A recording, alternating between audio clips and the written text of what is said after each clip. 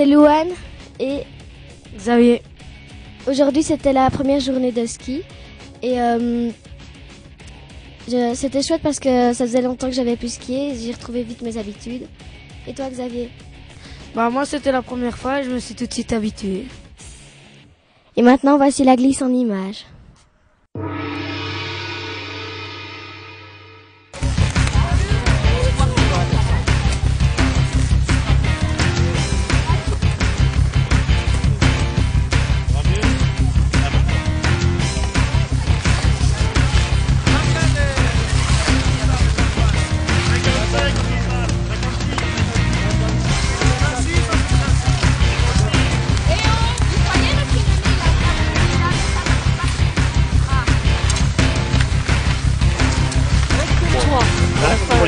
Pourquoi est-ce qu'on prend pas mon bâton?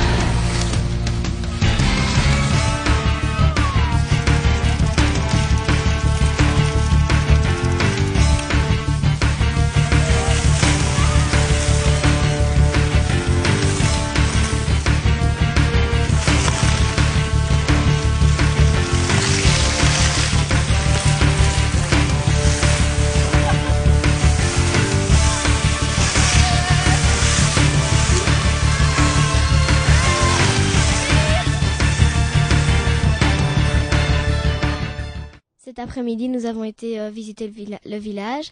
Benoît nous a expliqué en quelle année et quand le village est né. Et maintenant, le reportage.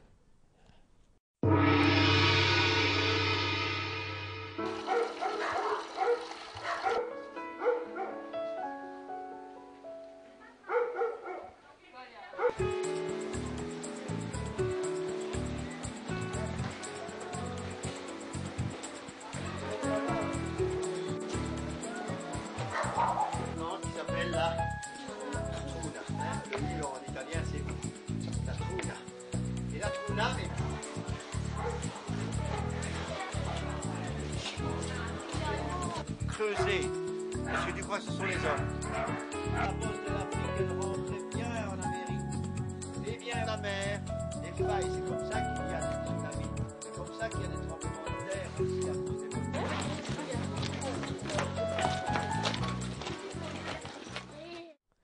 Julie et Martin ont fait l'interview de Benoît. Et faisons connaissance avec lui en images cette fois. Bonjour à tous et aujourd'hui nous allons interviewer une personne qui travaille pour Alpina. Depuis combien de temps pratiquez-vous ce métier? C'est une passion, ce n'est pas vraiment un métier, mais je fais cela depuis 13 ans. Après ma pré-pension d'enseignant, je partais déjà avec Monsieur Ropellato Alpinatour Et il m'a demandé si je voulais bien venir comme animateur et je suis toujours là. Et ça occupe très très bien ma prépension et j'adore la montagne. Mais en fait, en quoi consiste votre métier? Mon métier, je viens de te le dire, j'ai été enseignant pendant 35 ans et je vais dire qu'ici, je suis guide de montagne l'été et en hiver animateur de classe de neige. Quel a été votre plus beau souvenir? Ah, les plus beaux souvenirs de la montagne, tu sais, c'est le bonheur quand les enfants retournent et qu'ils vont aller raconter tout ce que l'on a fait quand ils vont rentrer et tout ce que vous avez vécu et vu ici d'extraordinaire. Mais comme excellent souvenir, j'en ai tellement que je ne saurais pas te les dire tous. Et quelle langue devez-vous pratiquer pour faire votre métier?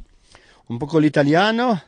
Et alors, je suis belge, donc je parle le français, mais surtout l'italien. C'est una bella lingua. Racontez-nous une journée. Une journée, bon, il faut le matin regarder un petit peu tout le planning de la journée. Et le planning, moi, c'est obligatoirement de voir un peu si les activités culturelles, l'écart, organiser et tout. Et nous avons Monsieur Ropelato qui s'occupe du ski. Mais toute la journée, il faut un planning. On a 6 hôtels ici. Et chaque hôtel a ses activités, le ski surtout, mais aussi classe de montagne dit classe. Bon, on n'est pas dans des meubles, on est dans la nature et on découvre ce qu'est véritablement un petit village et une station touristique. Et pendant l'été, quel genre d'activité faites-vous? L'été, c'est surtout du trekking. Hein. Donc on fait les balades de montagne, on fait ce qu'on appelle l'Alta Via, ça veut dire tout ce qui est sentier. On va jusqu'à 2700 mètres et on va de refuge en refuge avec des groupes qui adorent la montagne et qui aiment bien marcher. Parce que l'été, tu rencontres un autre panorama. C'est pas la neige, hein, ce sont les marmottes, ce sont les chamois. On voit les fermes d'alpage et c'est riche en fleurs et en beaucoup de choses. Les arbres, les conifères sont très très beaux. C'est l'été, je la préfère quand même à l'hiver. Il fait déjà plus chaud.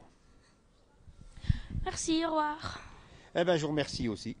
Vous avez été 2 excellents reporters et moi, j'espère avoir été à la hauteur de ce que vous attendiez. Au revoir, merci beaucoup. 4 enfants ont créé la nouvelle séquence, le saviez-vous? Et donc voici les images. Bonjour à tous, ici Gilles et Thomas. Nous allons vous parler en quelques mots de Caspodio.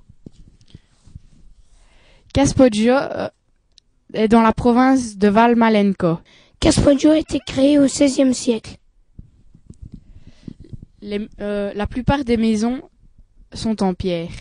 Et Caspodio a été créé par une famille de fermiers intéressés par l'herbe qui poussait en abondance et ils ont été intéressés pour les animaux. Et maintenant, nous allons laisser la parole à Lisa et Pauline qui vont nous donner d'autres informations. Bonjour, moi c'est Pauline et voici Lisa.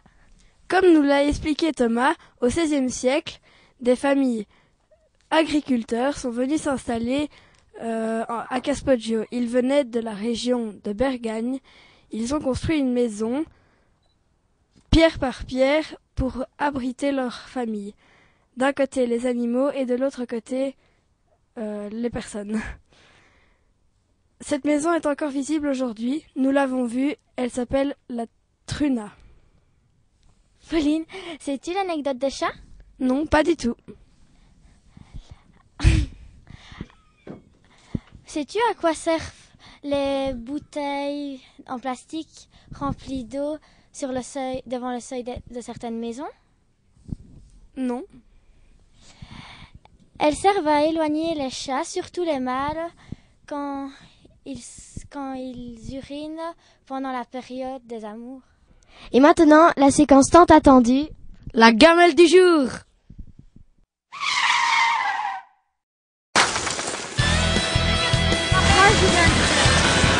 C'est vraiment quitter la vie. Ah, la gamelle. Oui.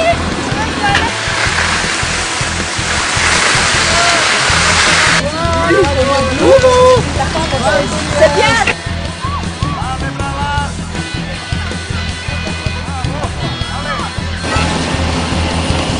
Bien, Zoé.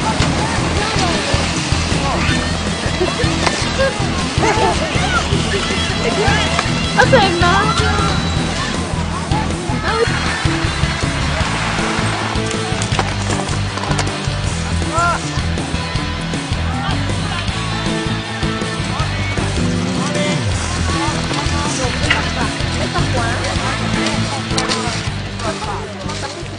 Et voici l'émission terminée. À demain. Et pour terminer l'émission en beauté, voici les photos du jour de Franz Detry.